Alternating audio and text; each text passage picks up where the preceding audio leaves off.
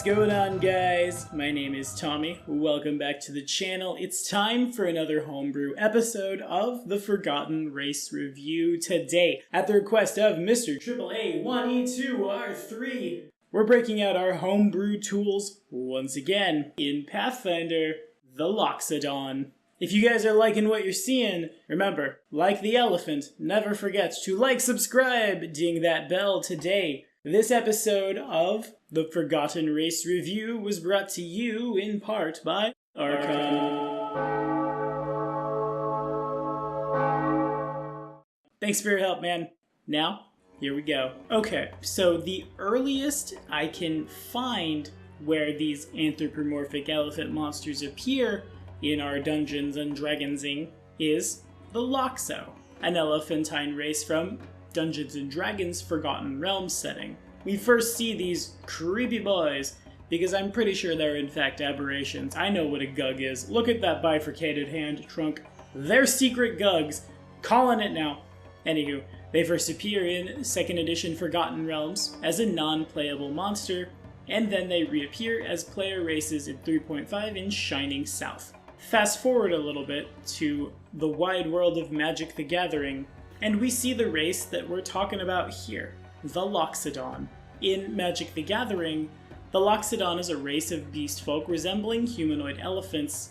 They're found on several planes, and most of them are associated with white mana, sometimes green mana. We can find them on Tarkir, Mirrodin, New Phyrexia, as well as, of course, as we're borrowing this art here, everyone's favorite card if they played in Return to Ravnica Standard, Ravnica itself. They're kinda all over the place, and as of 5th edition, in the Guildmaster's Guide to Ravnica, they were given stats in D&D. And now, let's stat these guys in Pathfinder. So far as their not character sheet based stats go, I'm more than fine with borrowing from Wizards of the Coast on this one. We're already borrowing their art for a Pathfinder video anyway. Plus, Ravnica is one of my favorite planes in all of Magic. I think we pretty much all agree there.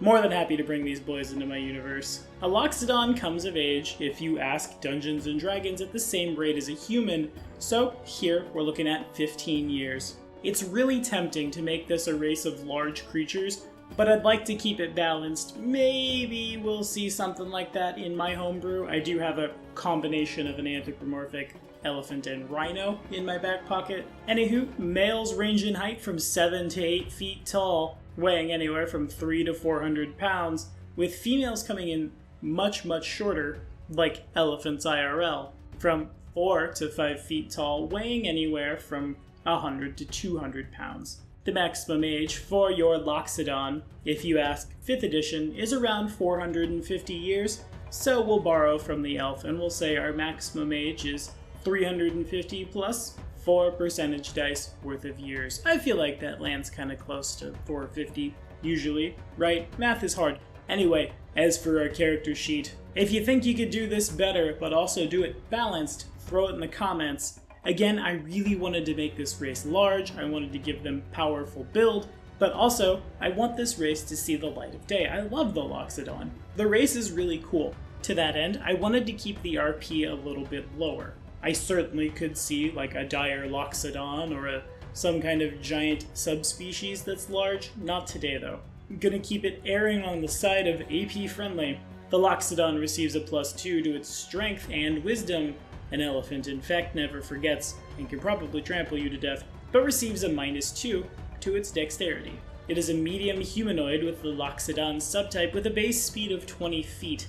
However, that speed is never modified by armor or encumbrance, not unlike slow and steady on a dwarf. A Loxodon receives a +1 to its natural armor, low light vision, and scent, as well as a primary natural gore attack that deals 1d8 points of damage. And on the subject of its face stuff, for all intents and purposes, the Loxodon would have the prehensile tail trait, except instead of using its tail, the Loxodon would use, like an elephant, its trunk.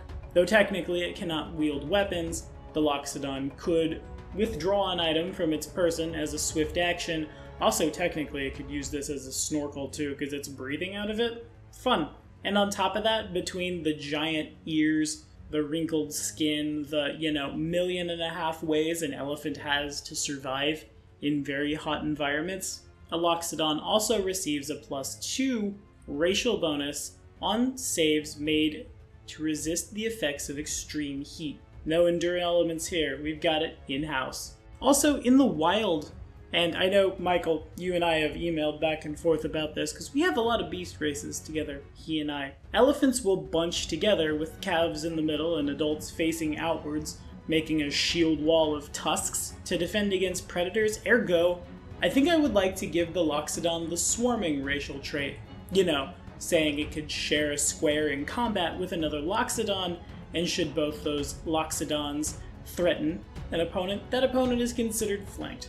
It feels flavorful, and I really like, the notion that a medium creature might get this instead of just kobolds and rat folks and things. Now, I've played this, though I will admit I have long lost both that character sheet and the adjustments for the Loxodon in a game that Joe GM'd a million years ago. Like I said, I like Loxodon Smiter, so please believe I played a Loxodon Paladin with an Earthbreaker, running in, smacking folks with a hammer for lots of fun and damage and stuff. And it was a lot of fun, but I never really got to roleplay it. Really, we were ROLL play back in those days, which is not a bad thing, but I definitely feel like I did not get to explore this race as much as I would have liked to. Fun fact that you didn't know about your friendly neighborhood Tommy: when I was like 6 years old, my favorite animal was the elephant. I have no idea why. I was but a wee babby boy. My favorite letter was also W. I have no reason for that. I think it's because both of them just look kind of funny.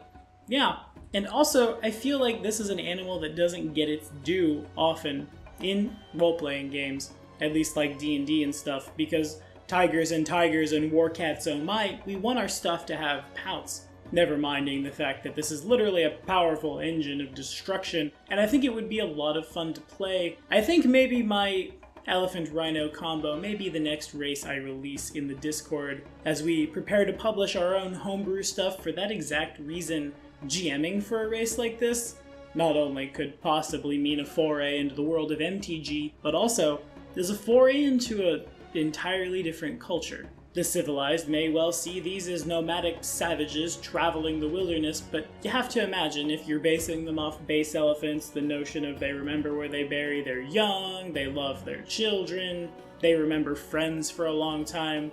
That kind of seems like the LN warrior nomads we've all wanted for our entire career, or maybe that is just me. What do you guys think? Did we do this well? Have you played a Loxodon in D&D? And how would you stat these things out, balanced but awesome, in Legacy Pathfinder? Throw it in the comments, let me know all about it. But today, that's all the time we have. Speaking of 3.5, though we'll talk about the Dreamscarred press version of it. Next week on the Forgotten Race review, we're covering a psionic race that I actually played alongside my Loxodon back in the day. Cracking open our ultimate psionics once again. Next week, it's all about the Half Giant. See you then.